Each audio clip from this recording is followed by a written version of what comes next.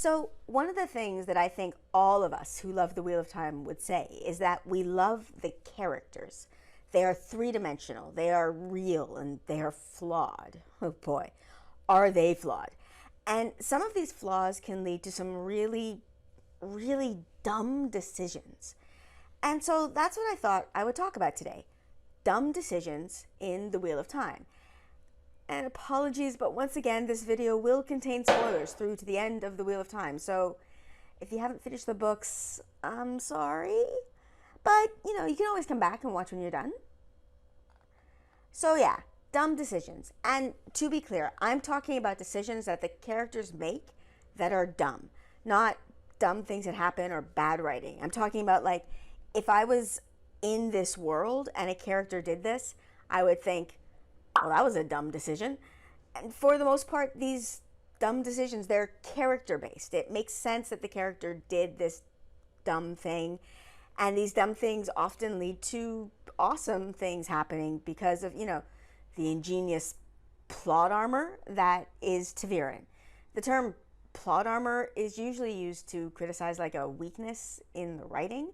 But in the case of Wheel of Time, the plot armor works because it's literally part of the world building, and it's amazing. It's one of the cleverest writing tricks I've ever seen, and I bet like RJ did a happy dance when he came up with it because it works perfectly. It doesn't feel cheap. You know, ta'veren doesn't always mean that things work out well for our characters. ta'veren can mean that things work out opposite of what they want.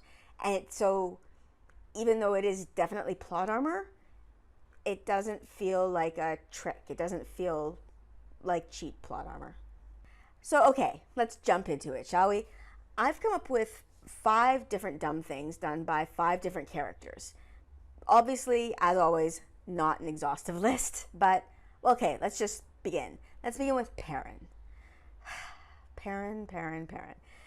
Now, to be honest, I actually don't think Perrin makes a lot of dumb decisions in the books, but there is one that I thought of, and he makes it over and over and over again. And that is refusing to accept his relationship with the wolves. We see, for example, in The Dragon Reborn, him actively ignoring what is he's fairly certain at the time, is a calling from the wolves, and it pretty much directly leads to the death of a tinkerwoman that he was caring about. And repeatedly throughout these books, he pushes them away. And this, honestly, is something I'm kind of split on. As a reader, it drives me crazy. Like, just, oh, get over it, dude. You're a wolf man. Deal with it. But as a person who has been reading these books for more than half my life, and in a weird way feels like these characters are old friends, that part of me completely understands and sees this as realistic. People can often take a long time to process and accept things about themselves, and even longer to actually do anything about it. Like, in therapy, people will often celebrate breakthroughs as if they mean that everything will change. But no, just knowing something, well, okay, it's like that saying says, knowing is half the battle. It's only half done. You actually have to do something about it. And it's also just a very, very human thing to regress and fall back into old habits. I mean, how many people do you know who have quit smoking multiple times or keep going back to that horrible boyfriend or something similar? And let's not forget, Perrin has only met 2 other wolf brothers, and neither of them live the kind of life Perrin wants for himself. One of them wasn't even really human anymore. I mean, he had a physical human body, but there was nothing left in him of a man. But even Elias is still human. He can still talk and converse, but he lives in the woods, and his main friends appear to be animals. He's pretty isolated from humanity. So even the best example of a wolf brother isn't that great. And it just isn't the kind of life Perrin wants for himself. So yeah, this is a dumb decision, but I understand it. The next one on my list, I don't understand as much. So, okay, Elayne. Elayne makes a bunch of dumb decisions, but there's one that sticks out to me because I really just don't understand it. Elayne is the daughter heir of Andor. That's her title. It means that she is to be queen when her mother dies. That is what she has been preparing for her entire life. And yet, when she hears that her mother has died, she goes off on a road trip. She had to know that this would mean that other people would start to clamor for the throne. She's not an idiot. She also had to know that if she had just been there, like in Andor, it would have probably been super easy for her to just assume the role that everyone expected her to have. That whole succession storyline would not have happened if she had just done her duty. Anyway, but I don't get why she didn't. I mean, narratively, I'm glad she didn't. I enjoy the plot line with her and Nynaeve and Aviendha, the bowl, etc. It's good. But I honestly don't understand her reasoning. And actually, you know what? Thinking about it now, it kind of reminds me of Gawyn. He also completely shirks his duty. Again, duty. But like when he thought his mother had died, he didn't return to Andor either. And like even when Elayne took the throne, he didn't return, even though like that was supposed to be his job, you know, to protect his sister, the queen. And actually just thinking about it, he also just makes a ton of dumb decisions, baffling decisions that I can't understand.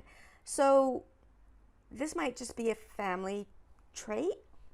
Unluckily for Gawyn, though, his dumb decisions usually lead to stupid and frustrating outcomes, whereas Elayne's dumb decisions often lead to exciting and fun outcomes, even lucky ones, like, for example, trying to unravel a weave without having any training at all in how to do it, that ending up leading to the Seanchan believing that the Aes Sedai have like a super secret weapon of mass destruction. That was lucky. But okay, back to Elayne's dumb decision. She should have gone back to Andor right away, but because she didn't, she had to claw her way to the throne. And it's her own damn fault. And then we have Rand. Now, Rand also makes a ton of dumb decisions. I could probably make an entire video of just dumb decisions that Rand makes. But there's one that actually, well, it was the inspiration for this video. A few weeks back, there was a discussion on Discord about Rand's decision in The Dragon Reborn to just, like, run off to Tyr on his own, to leave Moiraine and the Shienaran soldiers who were there to protect him and just, like, run off by himself. It was such a dumb decision. He's out there on his own, being chased by dark friends and dark hounds and gray men. He has no protection in his dreams anymore because he's away from Moiraine and he hasn't learned to shield his own dreams yet. So Balzaman is just like having a heyday in his mind. It's only by the grace of ta'veren that he survives. And that's something that he could not have predicted at this point in his character journey. Now, I'm not saying that this is bad storytelling. In fact, I love it story-wise. For one, okay, I absolutely love that the reason that Moiraine and company can't catch up with him is ta'veren. Like, he's just accidentally always choosing the best path, or like catching a ride with the fastest wagon in 3 counties, or I don't know. I don't know why, but it just amuses me so much. ta'veren keeping him just out of reach of Moiraine. Secondly, I love the way that The Dragon Reborn ends, with everyone just congregating at the Stone of Tyr, all independent of each other. I don't know if I predicted it or not when I was first reading it, but even knowing it's going to happen, I love it. It's so satisfying. It's like watching one of those, you know, oddly satisfying videos, like a puzzle video. You know exactly what the puzzle is going to look like, but it's still super satisfying when that final piece goes in, right? Am I alone in this? Did I just reveal something about myself? I'm just going to move on, okay? The way they all just end up at the stone at the same time, I love it. And that wouldn't have happened if Rand hadn't just run off. But more than plot, one of the reasons I love this is that it makes sense. It's a dumb decision that makes sense, if that makes any sense. It makes sense because of what we know about Rand. Rand has found out that he can channel, and he hates that, and now people are telling him that he's the Dragon Reborn. He's not an idiot. He knows that they're probably right. He just fought a dude in the sky above a city. This is not something he can ignore. But in order to accept it, he needs to confirm it for himself. What this reminds me of is what it's like coming out as gay to yourself. In fact, there's actually a lot of things about the way that channeling and the power are talked about that I feel like queer coding, which, for those who don't know, a very, very rough description of queer coding is when movies or books or TV or whatever talk about or address queer themes without any mention of queerness or queer people. Now, in the case of Wheel of Time, I feel rather confident that this isn't intentional, but it's still there. And I know for a fact I'm not the only queer person who picked up on it. And this decision of Rand's feels very much like a person who has come to a realization that they're probably gay, but before they do anything about it, like, for example, come out to friends or family, they need to confirm it. They need to be 100% sure, and so they go and test it. And this test, I mean, not always, but a lot of times it's not the smartest or healthiest thing mentally that they have done in their lives. And that's what I see Rand doing. He knows it's probably true. He's probably the Dragon Reborn. But before he can admit it to himself, he has decided that getting the sword from the Stone of Tyr, that will be the sign to himself. And so he's going to do it. Or he's going to try anyway. And I get it. It's a dumb decision, but it's a dumb decision that I completely understand. And then we have my girl Nynaeve. God, okay, I love Nynaeve. I made a whole video talking about her. If you want to watch it and see at least part of why I love her, I will link it in the description. But yeah, she's another one who doesn't always make the smartest decisions. But to be fair to her, actually, she has a better track record in the decision department than a lot of other primary characters, if not most of them. But one of her biggest dumb decisions was, it was a disaster. It worked out well through sheer awesomeness and probably a little help from, Tavira and Pattern stuff. And that decision was going after Moghedien in Tel'aran'rhiod. She and Elayne have sent Burrito off to try and find Moghedien. And then Burrito comes back and tells Nynaeve, oh, I found her. And Nynaeve's like, okay, let's go see. Why? Why did she need to go look at Moghedien? It makes no sense. Did she think Burrito was lying? That makes even less sense.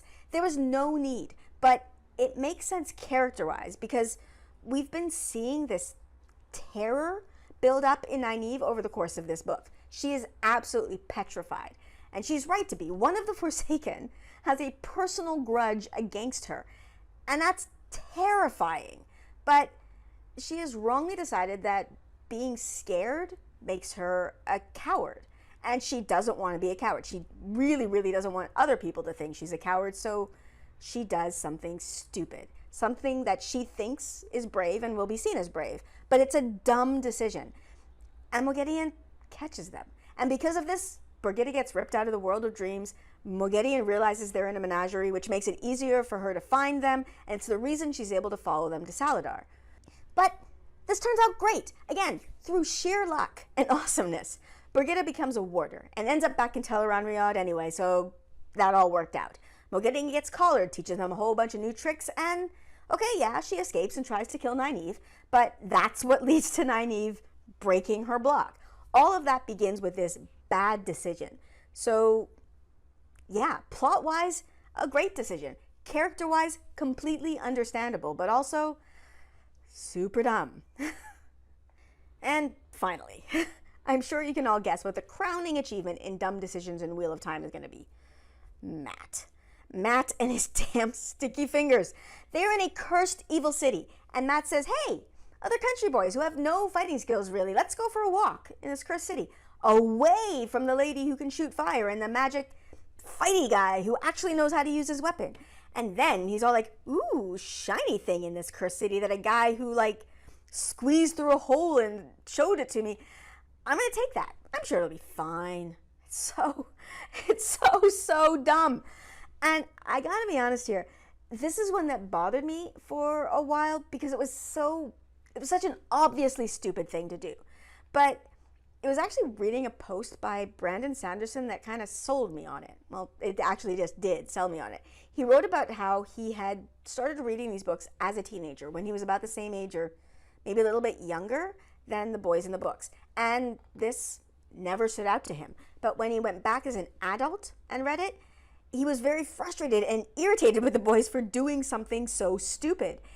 And I realized that, yeah, this is one of those things that kids do, that they don't realize is dangerous or stupid. Or maybe they do and they don't care because consequences don't seem real.